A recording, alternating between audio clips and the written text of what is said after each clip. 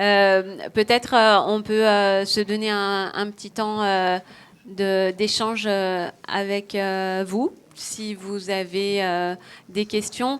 Donc, on évoque la municipalité et le municipalisme comme échelle pertinente pour l'action publique. Est-ce que la métropolisation, qui est un courant qui ne touche pas que la région, est un obstacle à la démocratie et que faire face à cet obstacle?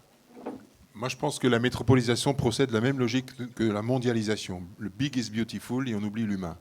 Et donc, moi, je suis contre la métropolisation, mais je suis ardemment pour la coopération intercommunale, à condition que ça correspond au territoire vécu des habitants.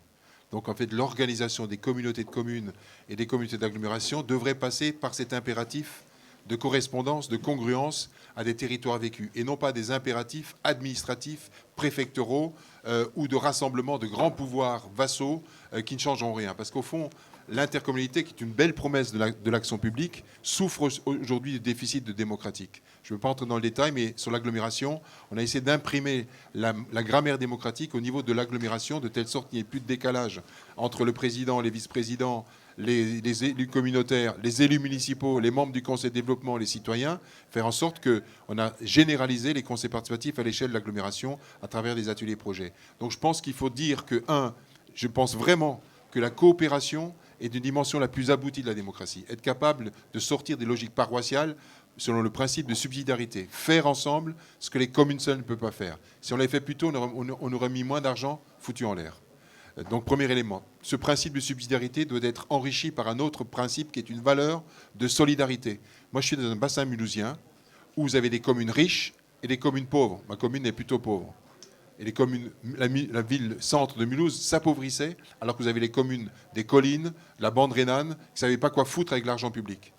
Et donc c'est inacceptable que dans la République française, qui parle de l'égalité et de fraternité, on ait tant de fractures territoriales au sein même des territoires. Et donc, il faut qu'on aille plus loin sur la coopération intercommunale. C'est inacceptable qu'un gamin, selon qu'il habite une commune riche, une commune pauvre, n'ait pas accès aux mêmes services publics. Quand j'étais président de l'agglo, j'ai décidé deux choses. C'est que la petite enfance et le périscolaire rentraient dans la compétence intercommunale parce que l'intercommunalité doit être un péréquateur de solidarité. Mais je concède qu'aujourd'hui, les gens ont peur. C'est une élection plus loin. Souvent, les présidents d'agglo, c'est des candidats au sénatorial ou prennent des pouvoirs. C'est des nouveaux pouvoirs et c'est récupéré alors que sur le fond, le couple commune-communauté est l'avenir, y compris en matière de transition écologique. Parce que les compétences leviers des transformations écologiques, c'est les communautés communes et les communautés d'agglomération, c'est les mobilités, c'est l'aménagement du territoire, c'est l'habitat, tout ça, c'est l'intercommunalité. En plus, la commune reste dans des compétences de proximité, ce qui fait que si on veut réagir et répondre aux trois urgences climatiques, démocratiques et sociales, il faut considérer que c'est le couple communauté, dans un territoire vécu qui puisse changer les choses. C'est pour ça que je pense que le local est essentiel pour les transformations, à condition qu'on ait toujours en vision le global et d'impliquer à grande échelle ce qu'on fait au niveau du local.